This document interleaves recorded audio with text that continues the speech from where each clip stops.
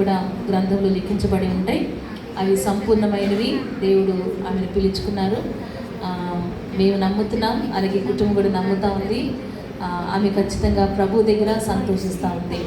కాబట్టి ఆ ఒక్క విషయమే మాకు సంతోషాన్ని, మాకు నిరీక్షణను, కొంచెం ధైర్యాన్ని కలిగిస్తూ ఉంది.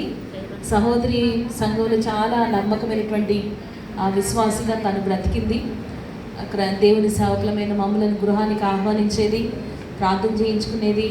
అలాగే నా ఫోన్లో అయితే వీళ్ళ పేర్లు కొండ రవి గారు, కుమారి మ్యూజిక్ స్కూల్ మీల్స్ అని నేను టైప్ చేసుకున్నాను అనమాట.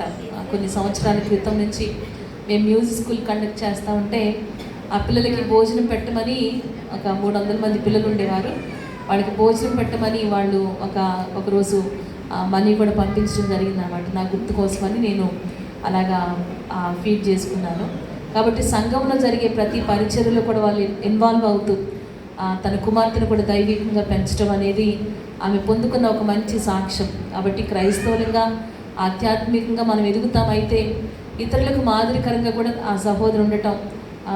ఆ రోజున అందరూ ఏడ్చేవాళ్ళే. అంత ప్రేమను ఆమె చాలా దేవుని సన్నిధిలో ఆమె పొందుకుంది. అలాగే ఇతరులను ప్రేమించినట్లుగా నేను చూడగలిగాను.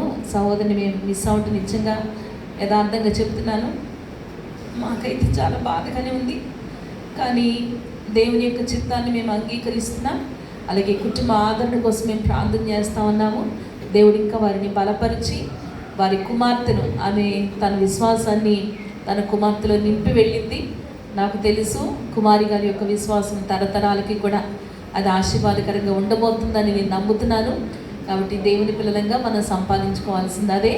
మన విశ్వాసం, మన ప్రార్థన జీవితాన్ని మన తరతరాలకు మనం పంపించగలిగితే క్రైస్తవ విశ్వాస జీవితానికి ఒక అర్థం ఉంటుంది. అటువంటి ఒక అర్థవంతమైనటువంటి జీవితాన్ని జీవించి దేవుని నామని మహింపరిచిన కుమారి గారిని బట్టి నేను దేవుని స్తుతిస్తూ ఈ కుటుంబానికి ఆదరణ మాటలు తెలియజేస్తూ తప్పకుండా దేవుడి ఆదరించి అందరినీ బలపరచాలని దేవుని సాగులుగా ఈ మాటలు తెలియజేస్తూ నా మాటలు ముగిస్తున్నాను. Thank you. God bless you.